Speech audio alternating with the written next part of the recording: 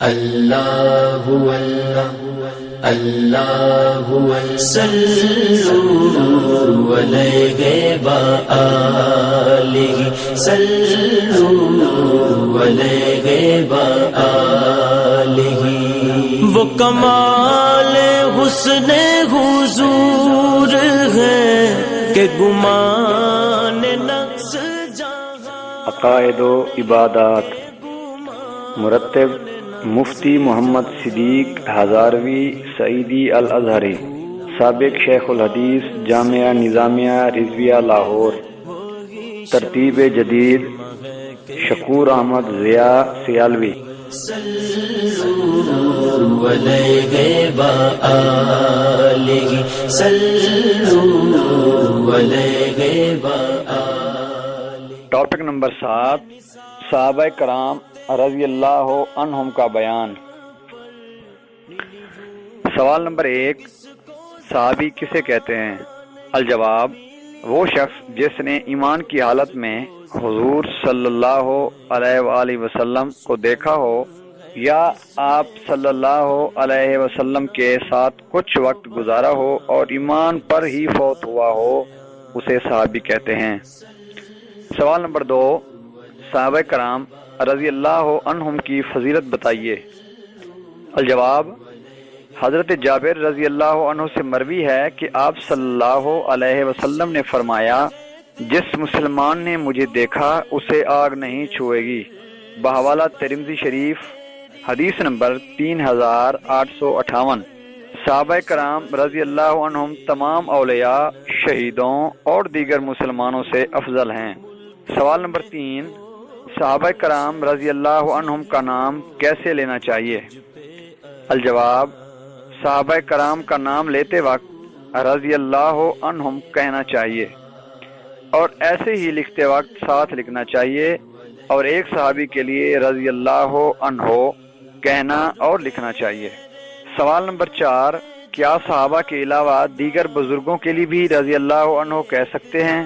الجواب، جی ہاں، دیگر بزرگوں کے نام کے ساتھ بھی رضی اللہ عنہ کہہ سکتے ہیں۔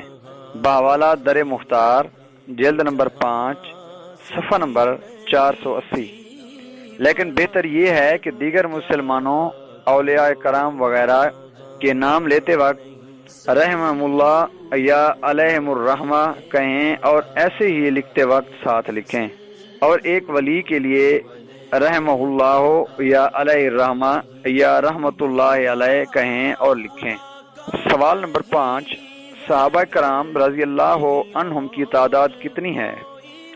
الجواب، صحابہ کرام رضی اللہ عنہم کی تعداد 1,24,000 سے زیادہ ہے۔ سوال نمبر 6، کیا تمام صحابہ کرام رضی اللہ عنہم کا مرتبہ برابر ہے؟ الجواب، نہیں، بلکہ بعض صحابہ دوسروں سے افضل ہیں۔ سب سے افضل سیدنا ابو بکر صدیق رضی اللہ عنہ، آپ کا نام عبداللہ بن ابی قحافہ ہے۔ پھر سیدنا عمر بن خطاب رضی اللہ عنہ، پھر سیدنا عثمان بن عفان رضی اللہ عنہ، پھر سیدنا علی بن ابی طالب رضی اللہ عنہ، اور پھر دیگر صحابہ رضی اللہ عنہم۔ سوال نمبر 7، کن صحابہ کرام رضی اللہ عنہم کو عشرہ مبشرہ کہا جاتا ہے؟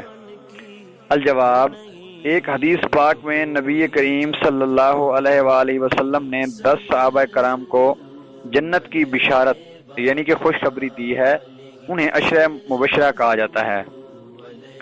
سوال نمبر 8، عشرہ مبشرہ کے نام بتائیے۔ الجواب، نمبر 1 سیدنا ابو بکر صدیق، نمبر 2 سیدنا عمر بن خطاب، نمبر 3 سیدنا عثمان بن عفان، نمبر 4 سیدنا علی بن ابی طالب، نمبر 5 سیدنا طلحہ بن عبید اللہ، نمبر 6 سیدنا زبیر بن العوام، نمبر 7 سیدنا عبد الرحمن بن عوف، نمبر 8 سیدنا سعد بن ابی وقاص، نمبر 9 سیدنا سعید بن زید، اور نمبر 10 سیدنا ابو عبیدہ بن جراح رضی اللہ تعالی عنہم اجمعین۔ سوال نمبر 9، خلیفہ کسے کہتے ہیں؟ الجواب، جو شخص آپ صلی اللہ علیہ وآلہ وسلم کا نائب بن کر مسلمانوں کا حکمران بنے اسے خلیفہ کہتے ہیں۔ سوال نمبر 10، سب سے پہلا خلیفہ کون ہے؟ الجواب، سب سے پہلے خلیفہ سیدنا ابو بکر صدیق، دوسرے سیدنا عمر فاروق، تیسرے سیدنا عثمان غنی، چوتھے سیدنا علی المرتضی رضی اللہ عنہم ہیں۔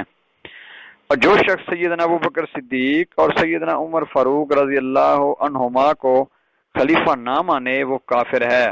بحوالہ فتاوی رضویہ، جلد نمبر 14، صفحہ نمبر 250 وغیرہ۔ سوال نمبر 11، مہاجرین اور انصار کن صحابہ کو کہا جاتا ہے؟ الجواب، جو صحابہ کرام رضی اللہ عنہم مکہ مکرمہ میں رہتے تھے اور آپ صلی اللہ علیہ وآلہ وسلم پر ایمان لانے کے بعد کافروں کے ظلم کی وجہ سے کسی دوسری جگہ ہجرت کر کے چلے گئے انہیں مہاجرین کہتے ہیں، اور جن صحابہ کرام رضی اللہ عنہم نے انہیں مدینہ منورہ میں اپنے پاس رکھا انہیں انصار کہتے ہیں۔ نوٹ: صحابہ کرام رضی اللہ عنہم معصوم نہیں تھے بلکہ صحابہ کرام رضی اللہ عنہم سے کچھ لغزشیں ہوئیں، مگر اللہ تعالیٰ نے انہیں معاف فرماتے ہوئے ان سب سے بھلائی کا وعدہ فرمایا۔ بحوالہ الحدید، حدیث نمبر 10، لہٰذا ان کا ذکر اچھے الفاظ میں کرنا فرض ہے اور بلا وجہ ان کی لغزشوں کا ذکر کرنا گناہ ہے۔ سوال نمبر 12، تابعی اور تبع تابعی کسے کہتے ہیں؟